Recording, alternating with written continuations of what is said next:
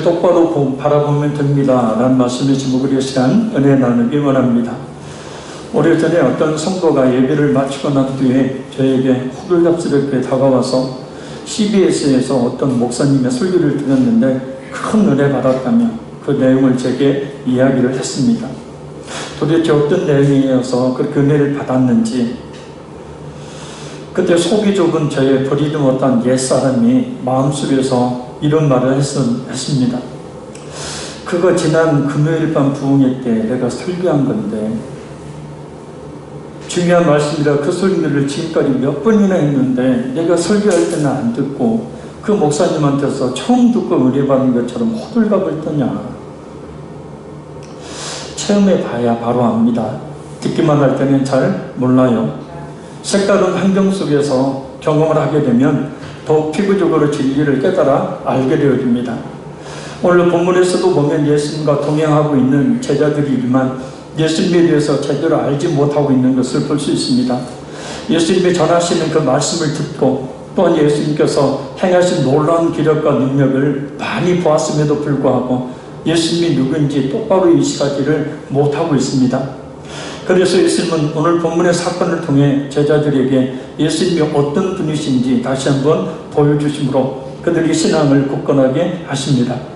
이 시간 2절에 임재해 계신 우리 성령님께서 역사해 주심으로 말씀을 잘 듣고 우리 또한 믿음으로 오늘 본문의 그 현장에 가 있어서 우리 주님 만나는 역사가 있기를 간절히 소원합니다. 우리 구주 예수님을 똑바로 바라볼 수 있는 역사가 있기를 간절히 바랍니다. 우리 16절에서 17절 말씀 우리 같이 읽겠습니다.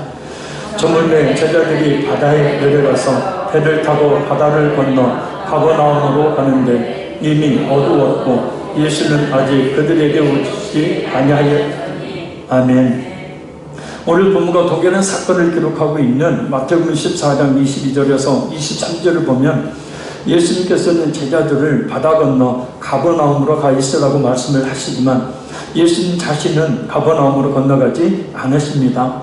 왜 그랬을까요? 여기는 몇 가지 이유가 있습니다. 첫째는 기도하기 위해서입니다. 똑같은 사건을 기록하고 있는 마태복음 14장 23절을 말씀을 보면 예수님께서 제자들과 같이 가시지 않고 어떤 일을 하셨는지에 대해서 이렇게 설명합니다. 무리를 보내신 후에 기도하러 따로 산에 올라가시다 저물매 거기 혼자 계시더니. 아멘. 예수님은 오병이의 놀라운 이적으로 인해서 고조되고 들뜬 모든 분위기를 억제시키시며 무리를 떼어 보내시고 제자들 또한 강 건너편으로 가게 하십니다. 그리고 산에 올라 조용히 기도하십니다. 그때 이 시간이 마태복음 14장 25절을 보면 밤 4경, 곧 우리 시간으로 새벽 3시에서 6시를 가리킵니다. 그리고 저녁부터 새벽까지 철야하며 기도하셨던 것을 볼 수 있습니다. 오병이의 기적을 일으킨 그 여운을 가지고 얼마든지 무리들이 그 환호 속에서 즐거운 시간을 보낼 수 있으셨지만 예수님은 그런 시간보다는 기도하는 시간을 택하십니다. 왜냐하면 기도 없이는 결코 영혼권의 사역을 감당할 수 없기 때문입니다. 기도 없이는 악한 귀신들을 물리칠 수 없고 병든 자를 고치시지 못하기 때문입니다. 또한 예수님을 제대로 알지 못하는 사람들에게 예수님을 바르게 계시하실 수 없기 때문입니다. 기도해야 그 힘과 능력을 얻을 수 있기 때문입니다. 그래서 우리에게는 늘 기도의 시간이 필요합니다. 특별히 일상이 바쁘면 바쁠수록 또 시간이 없으면 없을수록 힘이 들면 들수록 더욱더 먼저 기도의 무릎을 꿇기를 힘써야 합니다. 왜 그래야 할까요? 그래야 잘못된 생각에 휩쓸리지 않을 수 있기 때문입니다. 여러 유혹을 이길 수가 있기 때문입니다. 둘째, 그들의 잘못된 생각에 휩쓸리지 않으시기 위해서 제자들과 또 무리들과 함께 가시지 않으십니다. 예수님께서 행하신 표적을 보고 많은 사람들은 예수님을 정치적인 메시아로 알고 열광을 했습니다. 그래서 그런 그들의 생각이 실행에 옮겨져 예수님이 정치적 메시아로 추대하는 일을 막기 위해서 예수님께서 그들과 함께 하시지 않은 겁니다. 여러 가지 이적들, 특별히 조금 전에 행한 오병이의 기적은 무리들로 하여금 예수님을 정치적인 메시아로 생각하기에 넘치는 사건이었습니다. 그리고 제자들 역시 아직도 예수님을 로마의 압제에 시달리며 고통하는 자신들을 구원할 정치적인 메시아로 생각하고 있던 터였습니다.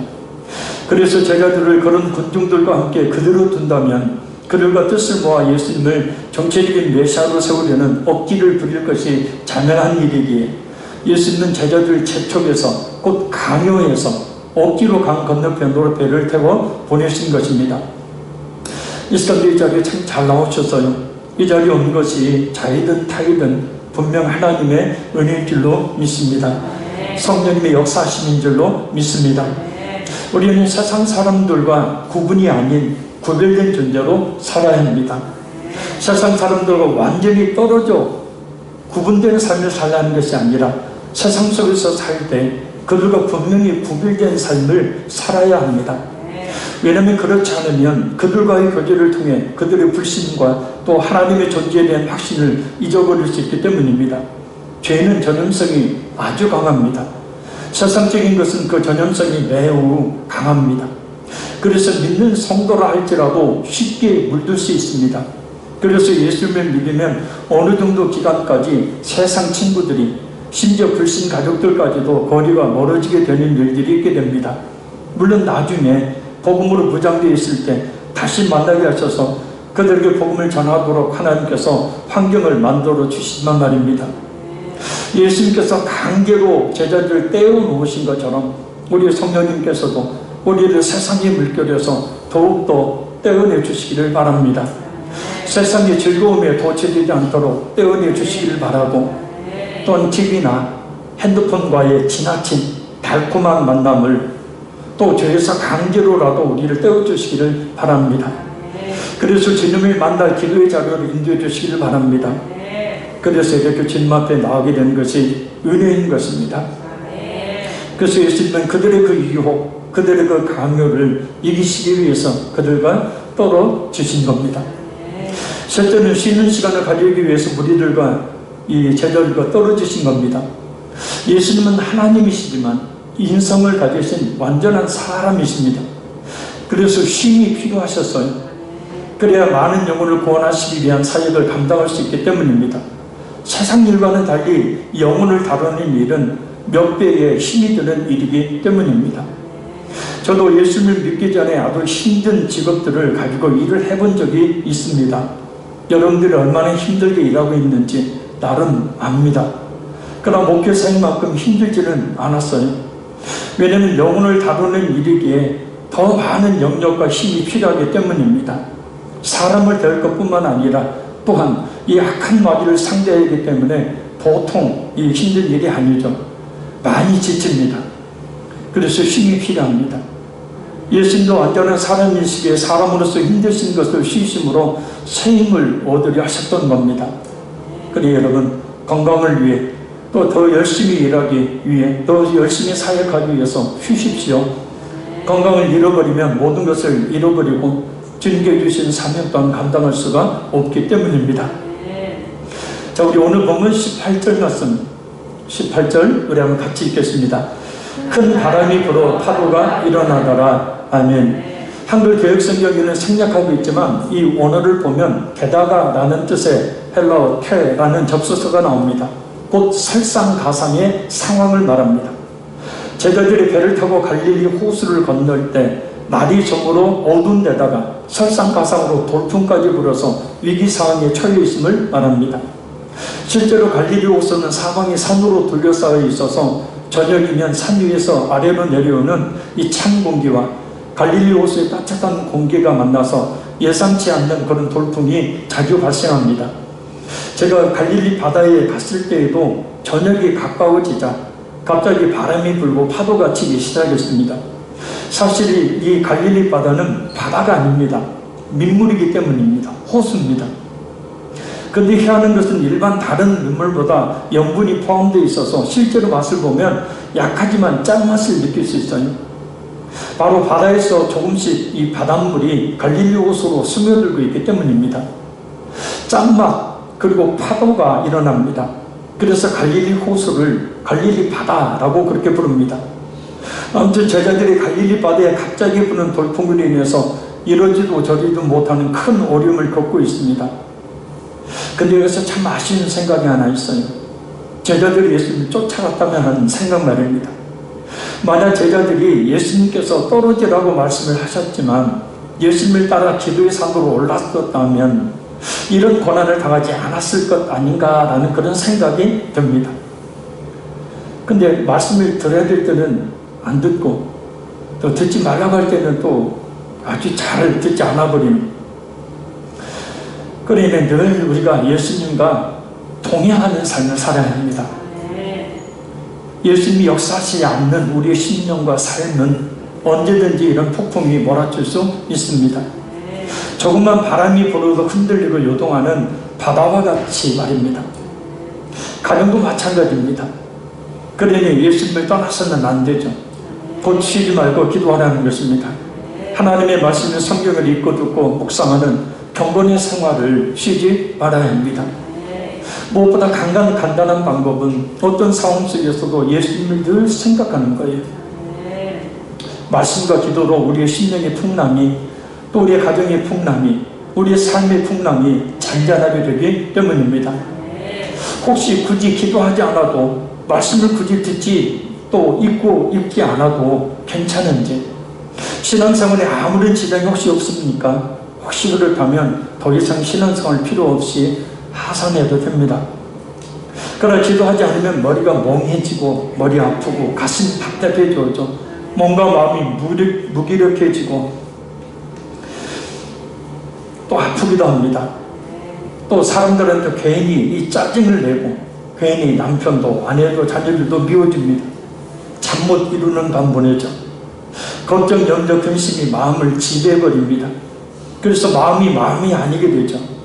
우리가 숨을 제대로 쉬지 못하면 몸이 아프듯 영적인 호흡인 이 기도를 제대로 하지 않으면 바로 이런 증상이 실제로 나타납니다.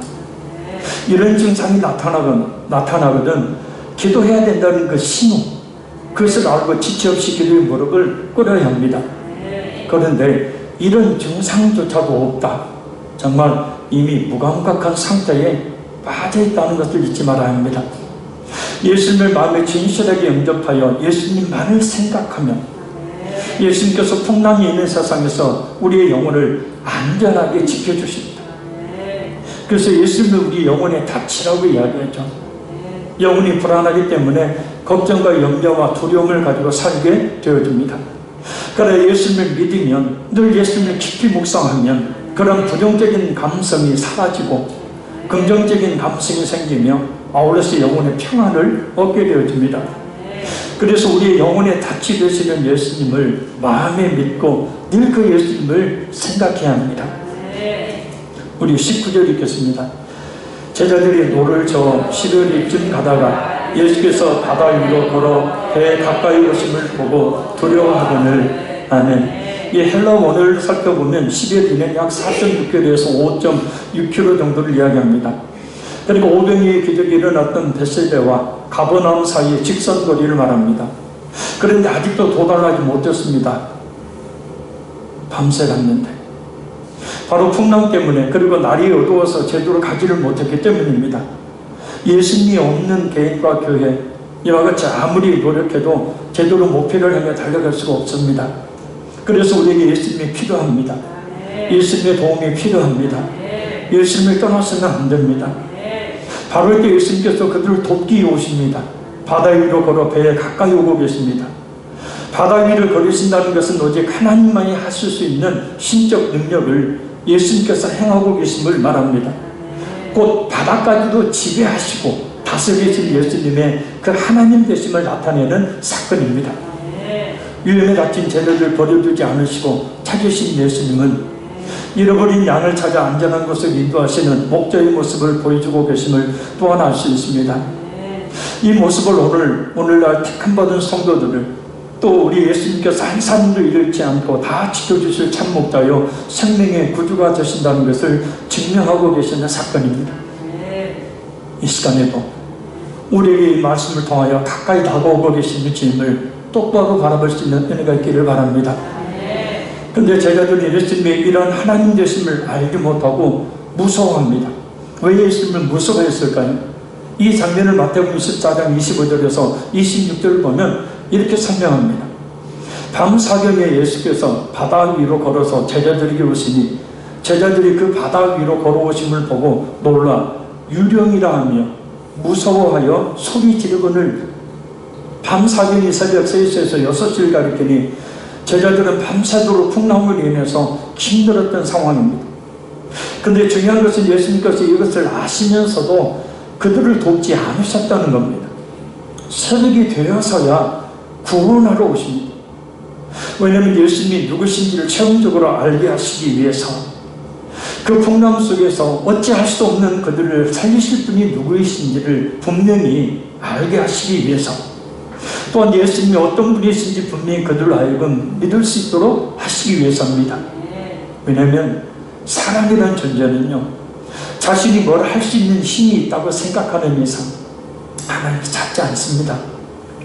지푸라기라도 잡을 수 있으면 그것을 잡지 하나님을 찾지 않기 때문입니다. 이것이 죄악된 본성을 가진 모든 인간들의 공통적인 모습이에요.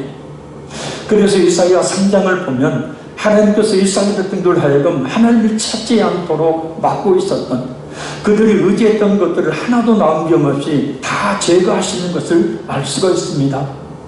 코로나19로 인한 환난 역시도 마찬가지죠. 인간이 의지했던 그것을 의학이라는 것들이, 인간이 의지했던 그 지혜라는 것들이 얼마나 무용지물인지를 알게 하시는 거죠. 그래서 하나님을 찾도록 하시는 거죠. 그래서 때로 우리가 때때로 실패를 맛보기도 합니다. 또 건강을 잃기도 하고, 때로 대인관계에 그 심한 문제들이 있기도 합니다. 자신의 힘으로 어찌할 수 없는 그런 상황들이 발생하는 거예요. 그런 이런 일이 있을 때 하나님을 찾아내는 신호인이 하나님을 찾아야 합니다. 과연 나를 구원해 주실 이가 누구인지, 과연 나를 이 힘든 상황 가운데서 건져주실 분이 누구인지를 생각하며 말입니다. 예수님께서 밤새도록 무슨 기도를 하셨을까요? 물론 하나님의 뜻을 이루시기 위한 기도를 분명히 하셨을 것입니다. 또한 분명히 풍랑을 만난 제자들을 위해서 기도하셨을 겁니다. 그래서 우리가 이것을 잊지 말아야 합니다. 지금도 우리 예수님은 노아서 8장 34절 말씀처럼 우리를 위해서 기도하고 계신다는 겁니다. 또 하나 예수님께서 제자들 돕지 않으신 이유가 있습니다. 그것은 비록 예수님께서 육신적으로는 그들과 함께 계시지 않아도 얼마든지 그들을 보호하시며 그들과 함께 하시는 것을 깨달아 알도록 하기 위해서입니다. 산에 올라가신 예수님, 바다 가운데 있는 제자들과의 거리는 약 5km 정도. 더군다나 지난밤에 예수님은 제자들과 헤어져 소식이 없습니다. 그래서 제자들이 예수님께서 도와주시기 위해 오실 것이라고는 꿈에도 생각하지 못하고 있었던 터입니다.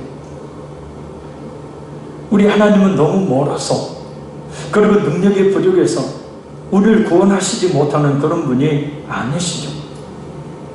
우리의 산적한 많은 난제들을 해결하지 못할 그런 분이 아니시죠. 이런 말씀들이 있습니다. 민수기 11장 23절 말씀입니다. 여호와께서 모세에게 이르시되 여호와의 손이 짧아졌느냐? 네가 이제 내 말이 네게 응하는 여부를 보리라. 이사야 59장 1절 말씀입니다.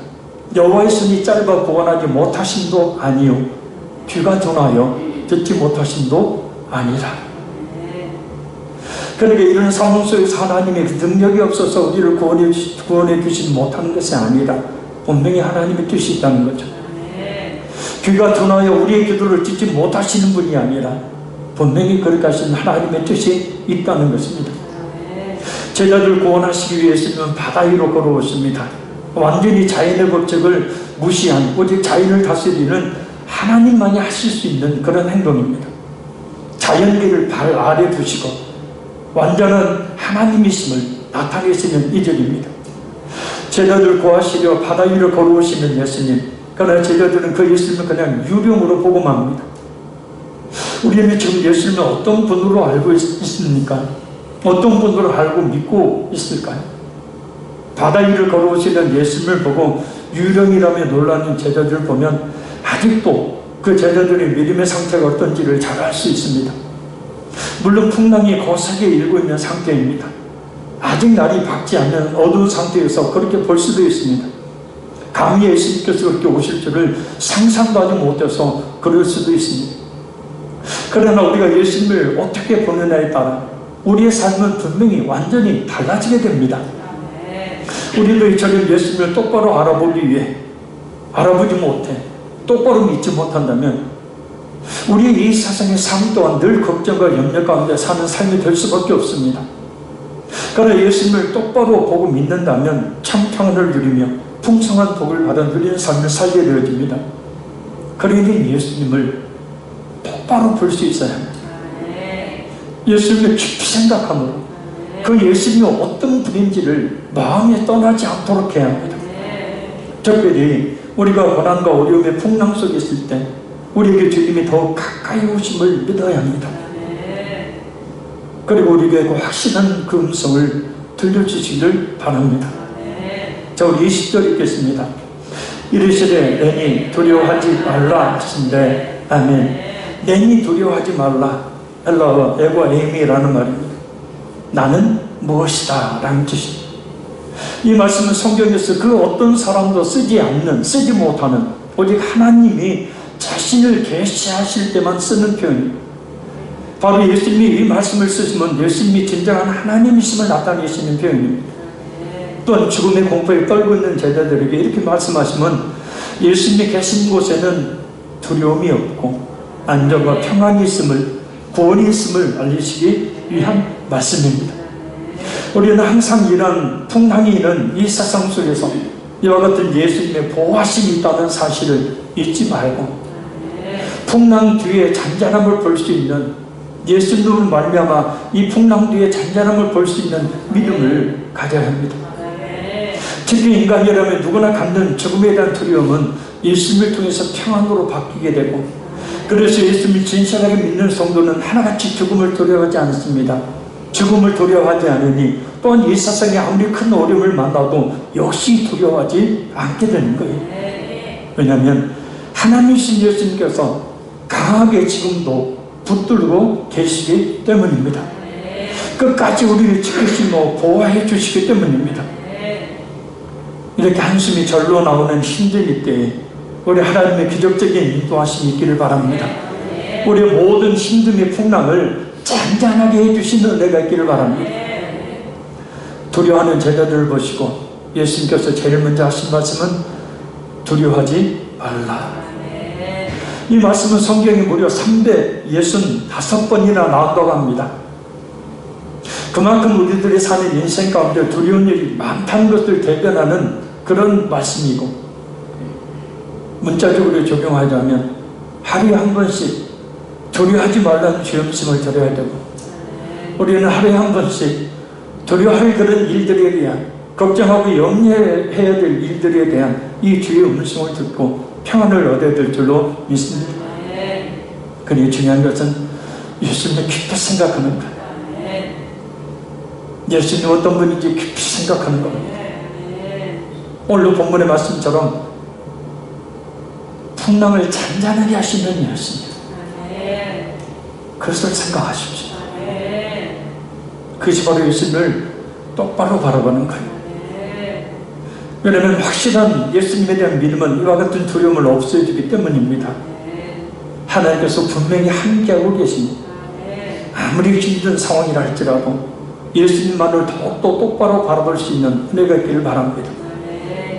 두려워하지 말라. 주의 음성을 똑똑히 이 시간 들을 수 있기를 바랍니다.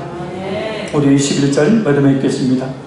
이에 기뻐서 배로 영접하니 배는 곧 그들이 가려던 땅에 이르렀더라. 아멘. 예수님이 배에 오르시자마자 배는 순조롭게 항해를 해서 목적지에 다다르게 됩니다.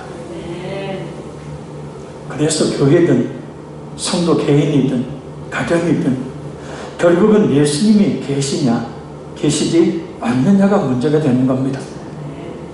예수님을 기쁨으로 영접하는 교회에 복음을 바로 증거해서 예수님께서 임재하시는 교회, 그리고 늘 예수님을 깊이 묵상하는 성도가 있는 가정, 그런 개인이 될 때에 풍랑이 있는 이 세상에서 평안케 해주신 은혜를 입게 되어지고 그들이 가려던 땅에 이르렀더라 라는 말씀처럼 분명히 하나님께서 우리가 원하는 그 목적지로 우리를 이끌어 주실 줄로 믿습니다.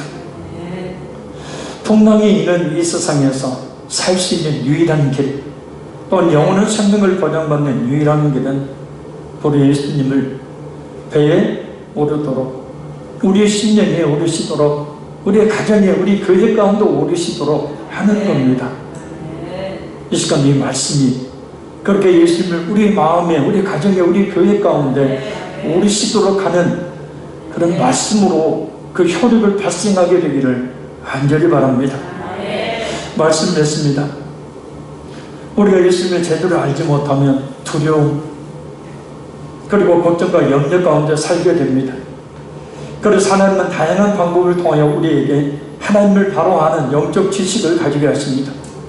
바람이 불어 온 바다를 요동케 하는 것과 같은 여러 고난을 통해 하나님은 우리로 하여금 하나님을 체험적으로 알게 하시고 또한 큰 믿음의 그릇으로 만드십니다. 그러니 오늘을 잘 인내해내십시오.